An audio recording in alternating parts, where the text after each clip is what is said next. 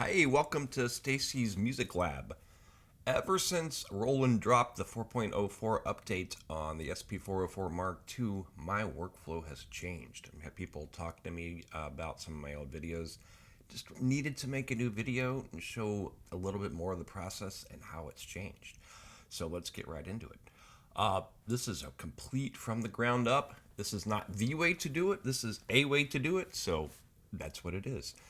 I don't import from the SD card. I connect my iPad or my MC101 and I sample off of them directly. It is so much faster than taking this card out, putting it in the computer, loading files on it, and putting it back in. What do I mean? It's to record on these, you literally just hit record the pad and then record to stop. An example, I am going to sample in now a basic drum kit in one quick setting. Let me turn this microphone off for a second while I do it though.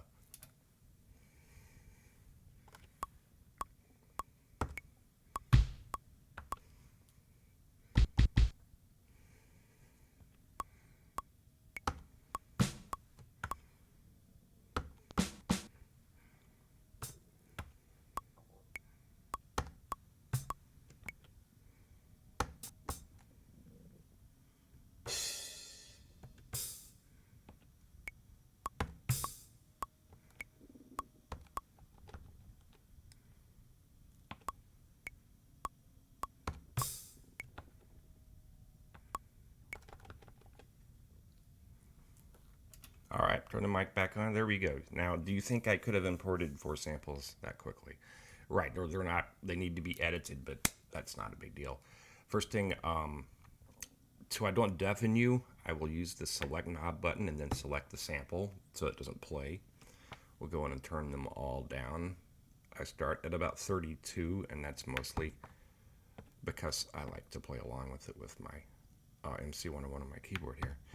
Hi-hats, I start at least half that, maybe 16, probably less than that. And then to make a, I put my 2 hi-hats in a mute group, so we do that cool choking effect. To access mute groups, you hit Shift and 8.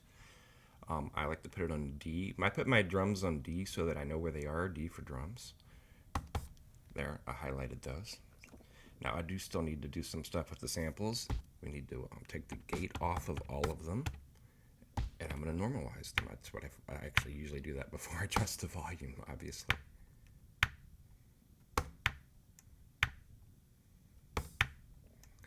And we should have pretty good.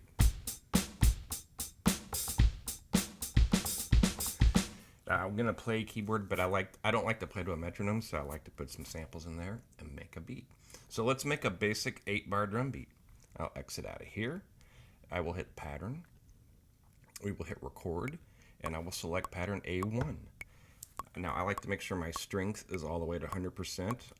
That's not necessary, obviously, depending on the style. And I usually do an 8-bar. Dial your length here to 8. 103, I'll do 107 tempo. Now a trick I've learned since the latest update, before I do anything, I'm going to change all of my tempos by hitting Shift, tap tempo. I go to the project, that's 107. But then I'm going to go over here and I'm going to make sure that all of these are at 107. And the reason I'm doing that is it just saves me a hassle later when I'm doing resampling, because this seems to default to the tempo for the pattern, for the bank, excuse me, when you're resampling, even if you have this selected for project. And that just makes it so it doesn't come up. All right, so we're going to make an 8-bar pattern. I think, oh yeah, so we hit record 1. I got this, gotta go reset this up again, go to 8. And when I hit record again, I have it in wait mode, so it's gonna wait for me to start. I go over to my D thing and I'll just make a real basic beat.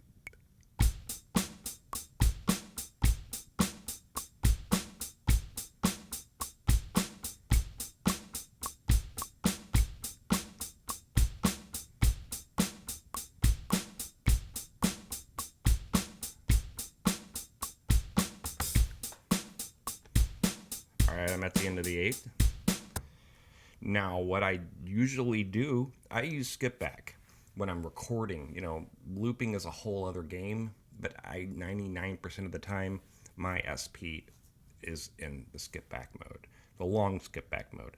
I like to play, and if you get a beat going and make something up. All right, now we'll just add a bass part. That's how, you know, rock band set up. I'm really not a hip hop producer. I'll enjoy it, but I do mostly kind of rock, alternative, ambient, new age, just about everything. I'm all over the map. So let's add a bass part. Now, what I like about using the MC101 is I simply just switch the channel here. I have a bass on 2 to 2. I don't have to. I just turn the volume down on everything else. There's my mute. Make sure input selected, go down. Let's see, I'll pick, we'll do A minor. Everyone knows, we'll do the white case, it's easy. And what I usually do is I just start playing the drum beat.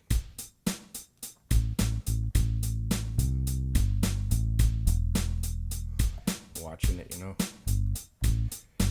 Before you start playing something cool, make sure this is set to external in. So you're only recording what's plugged in.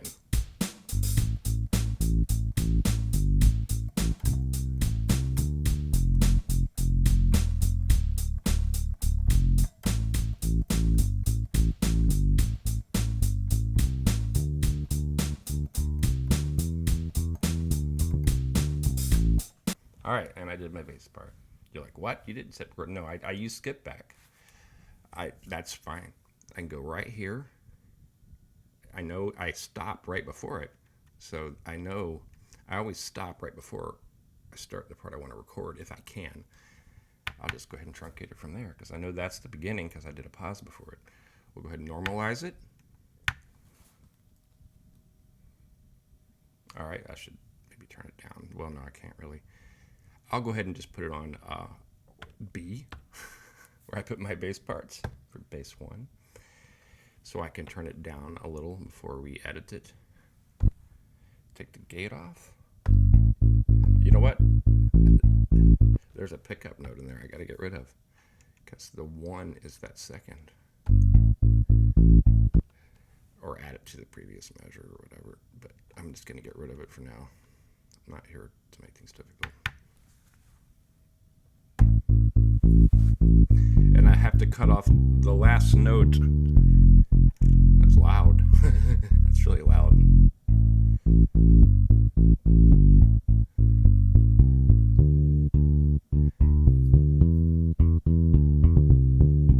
See, I added that one note at the end on purpose. So I have a visual cue.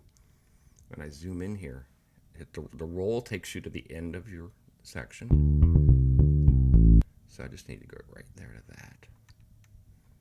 Let's see. Truncate it. You're like, oh, that wasn't exact. It's fine. Because I'm using the pattern sequencer. Zoom out. Now, and I'll just go ahead and now, if I want to add that to my existing drum part, that's way too loud. I'll take that down to about 32. The easy way to do it really quickly is to go back into your pattern, hit record, you're in pattern 1, hit record again, and it'll say press pad to start. All right, that's at B1. I'll hit it. All right, I'm done. That's the recording. That part is now, it's an 8 measure part, so it's going to play perfect. Watch.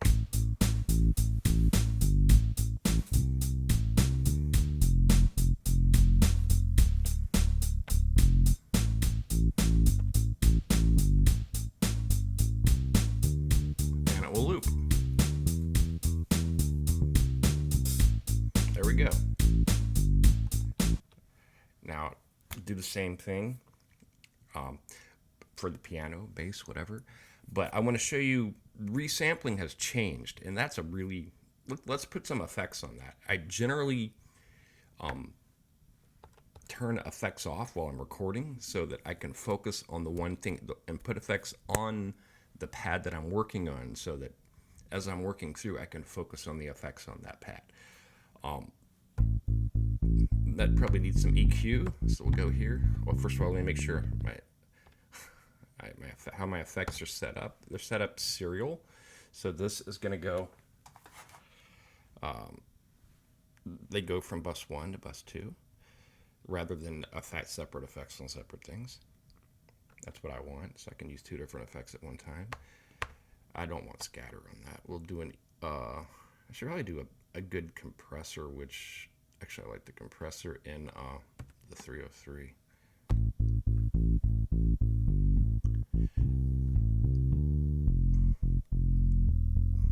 I don't know.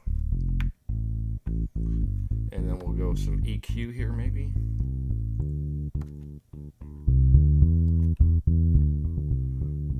Yeah, I don't want the EQ. Not yet. We'll have to see how it fits in the mix. The warm saturator is always good.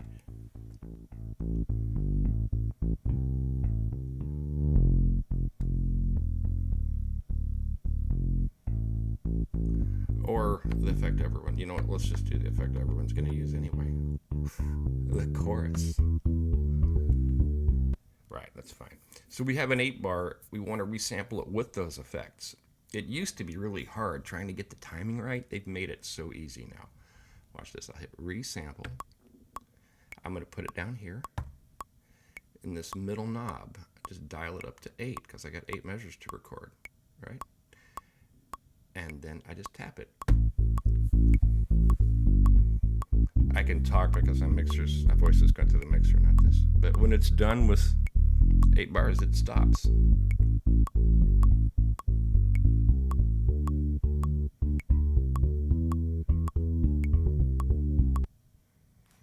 But it didn't record because I'm an external in.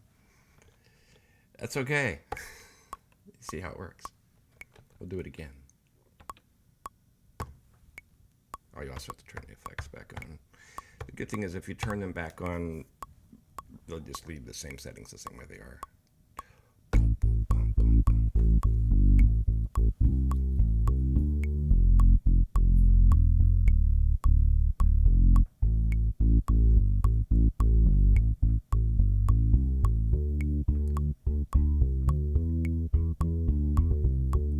All right, now it's there.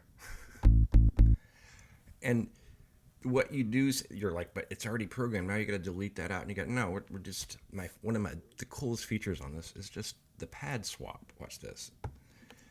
Bop, bop. Switch those out. Now the one I just resampled is where the old one was, and the other one is there. Now, if you're like me, you live dangerously and delete the one you just stop it. You shouldn't do that. You can if you need to. But so now it's really loud. But so now that's there with the chorus on it, so it'll play with the chorus.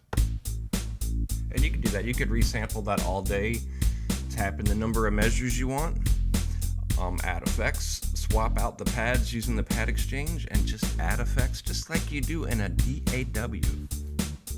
And that's what I do. And now I can change it back to external. That's really the thing. You've got to remember to keep that straight. I'll switch over here, change this to channel 4. And then see what I got. That's a guitar. Oh my gosh. We'll go to channel 3.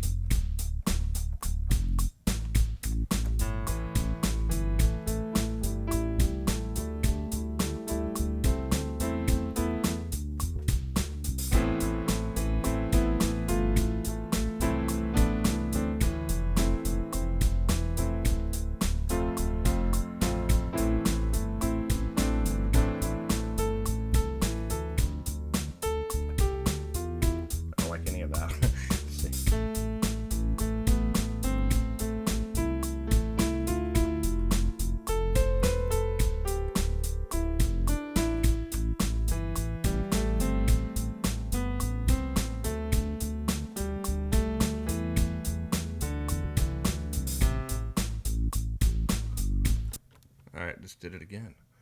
See, I got a piano part. Look for the break, or I stopped. This one, the piano part stinks, I realize that. But, get to show you something else I do here. Cut it to the top, normalize it. too loud, but all right. This one I'll put on A. Get the volume down and make sure I get the ending right to make, I want this to be a loop. So turn that. That needs to be cut.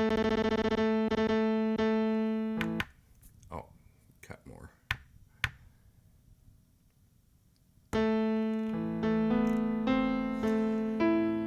Hit shift and I mean exit in the number and it cuts it off. So I'm going to do that so I can go ahead and skip to the end here and get that note. Save you some time.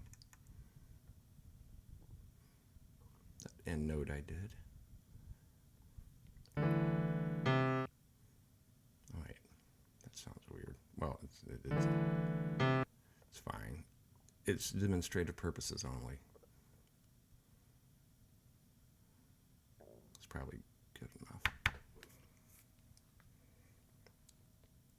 Put loop mode on. Let's see how it loops.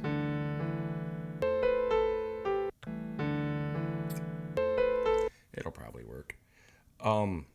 You want it to be as close to a perfect loop as you can for the next step, which is I'm going to chop this and then jam it over it. You just got this loop here. Hit shift, start, end. Chopping on this is so easy. Auto mark. I'm going to do 16 pads because it's 8 bars. You chop it into 16, you have even sections. Current marks will be lost, yes. It may not be perfect, but it's what it is. Now I'm going to go ahead and assign those to my C bank.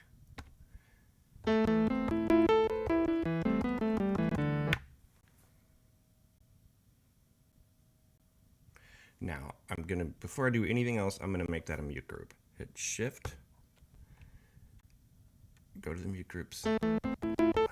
All of these are one mute group. You generally do that on chops. That way, when I edit one pad, I can edit them all. And what a trick you do to avoid any cracks or pops on these, everyone knows the envelope trick. You pick any sample. Now, a thing on the SP, if you hold down copy, you change, while you're in this screen, it says 2 mute groups, so you're changing everything. So now I do shift envelope, 2 mute group. Put the attack on 1 and the release on 1. Don't hear it much, but it takes the pops off.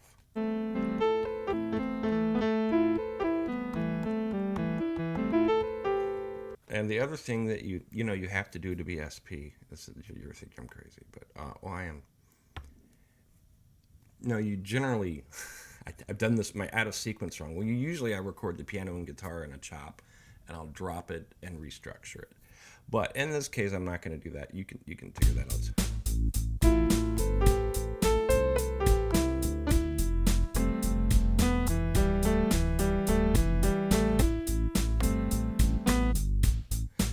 Say we add effects. I like to add effects to change my this to where the effects are separate. Maybe we'll just add an effect to this. So to do that, I hit remain and turn all these green so it's only affected on bus 2. I'll pick an effect for bus 2, something cool like, actually I'll just do the Kodama, which is built in my delay here. I like the Kodama delay.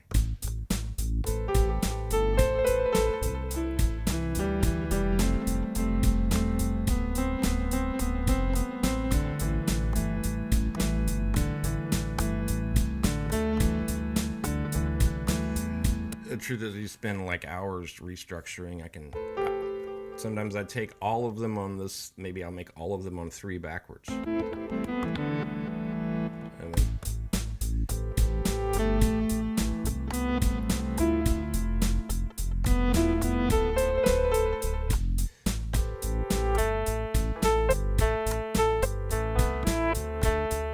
it's just experimenting. That's my basic workflow. This video is probably long enough that you get an idea of how this works.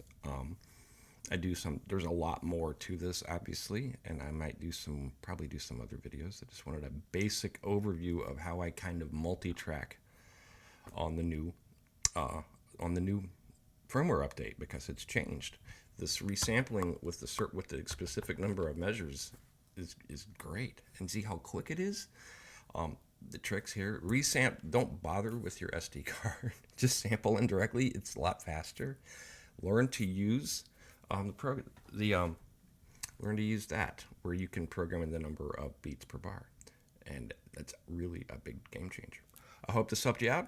Give me a like and subscribe if you like. I'm going to do some more now that I have a decent setup here. Thanks.